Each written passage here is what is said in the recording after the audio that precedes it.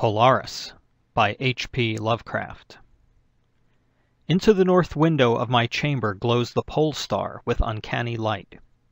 All through the long hellish hours of blackness it shines there, and in the autumn of the year, when the winds from the north curse and whine, and the red-leaved trees of the swamp mutter things to one another in the small hours of the morning under the horned waning moon, I sit by the easement and watch that star.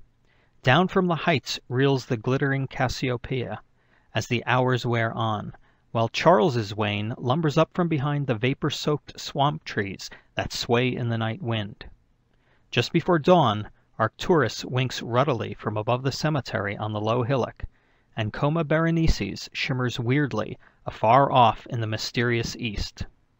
But still the pole star leers down from the same place in the black vault, winking hideously like an insane watching eye which strives to convey some strange message, yet recalls nothing save that it once had a message to convey. Sometimes, when it is cloudy, I can sleep. Well do I remember the night of the great aurora, when over the swamp played the shocking coruscations of the daemon light. After the beams came clouds, and then I slept. And it was under a horned waning moon that I saw the city for the first time. Still and somnolent did it lie, on a strange plateau in a hollow betwixt strange peaks. Of ghastly marble were its walls and its towers, its columns, domes, and pavements. In the marble streets were marble pillars, the upper parts of which were carven into the images of grave bearded men. The air was warm and stirred not, and overhead, scarce 10 degrees from the zenith, glowed that watching pole star. Long did I gaze on the city, but the day came not. When the red Aldebaran, which blinked low in the sky but never set, had crawled a quarter of the way around the horizon, I saw light and motion in the houses and the streets.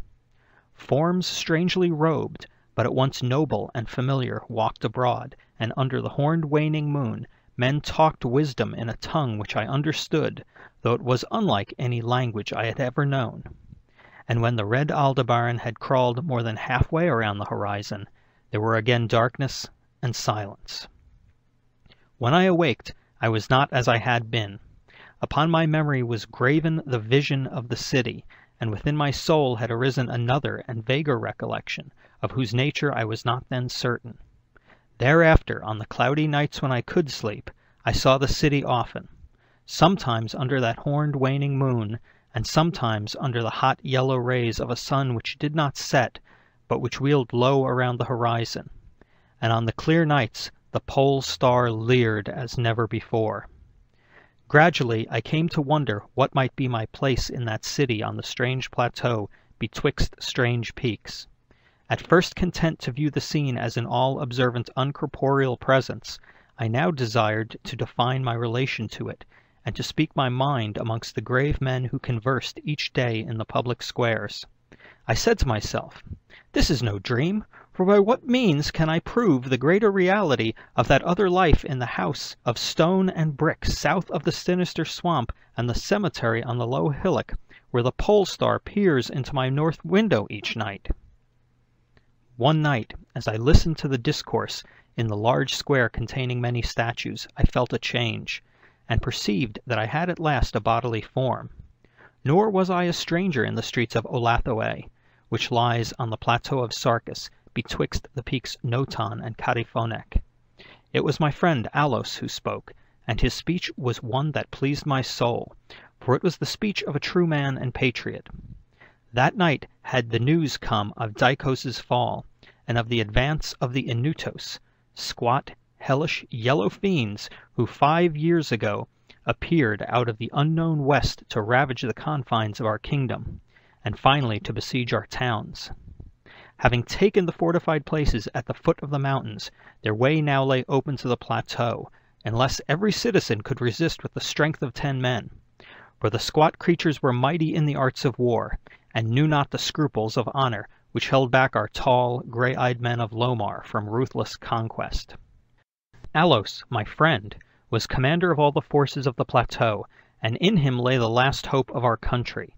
On this occasion he spoke of the perils to be faced, and exhorted the men of Ollathaway, bravest of the Lomarians, to sustain the traditions of their ancestors, who, when forced to move southward from Zobna before the advance of the great ice sheet, even as our descendants must some day flee from the land of Lomar, valiantly and victoriously swept aside the hairy, long-armed cannibal Gnupkes that stood in their way.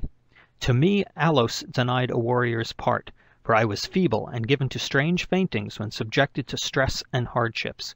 But my eyes were the keenest in the city, despite the long hours I gave each day to the study of the Pnakotic Manuscripts and the wisdom of the Zobnarian fathers. So my friend, desiring not to doom me to inaction, rewarded me with that duty which was second to nothing in importance. To the watchtower of Thapnan he sent me, there to serve as the eyes of our army. Should the Inutos attempt to gain the citadel by the narrow pass behind the peak Notan, and thereby surprise the garrison, I was to give the signal of fire which would warn the waiting soldiers and save the town from immediate disaster. Alone I mounted the tower, for every man of stout body was needed in the passes below.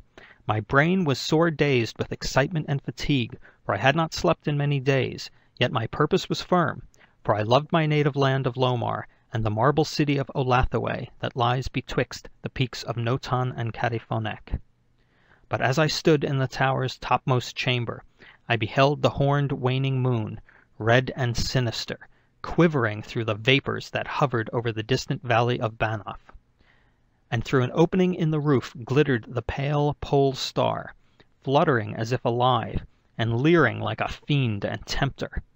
Methought its spirit whispered evil counsel, soothing me to traitorous somnolence with a damnable rhythmical promise which it repeated over and over. Slumber, watcher, till the spheres 26,000 years have revolved, and I return to the spot where now I burn. Other stars anon shall rise to the axis of the skies, stars that soothe and stars that bless with a sweet forgetfulness. Only when my round is o'er shall the past disturb thy door. Vainly did I struggle with my drowsiness, seeking to connect these strange words with some lore of the skies which I had learned from the Pnakotic Manuscripts.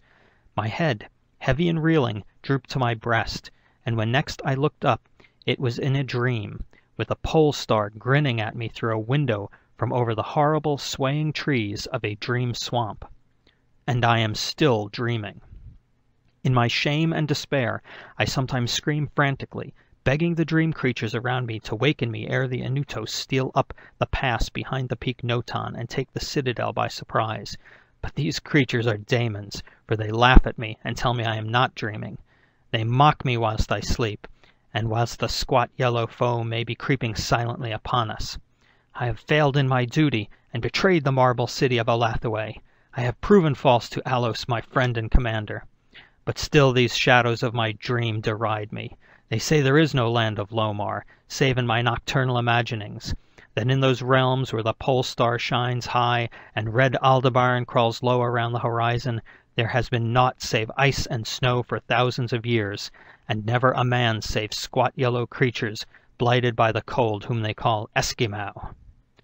And as I writhe in my guilty agony, frantic to save the city whose peril every moment grows, and vainly striving to shake off this unnatural dream of a house of stone and brick south of a sinister swamp and on a cemetery on a low hillock, the pole star, even and monstrous, leers down from the black vault, winking hideously like an insane watching eye which strives to convey some strange message, yet recalls nothing save that it once had a message to convey.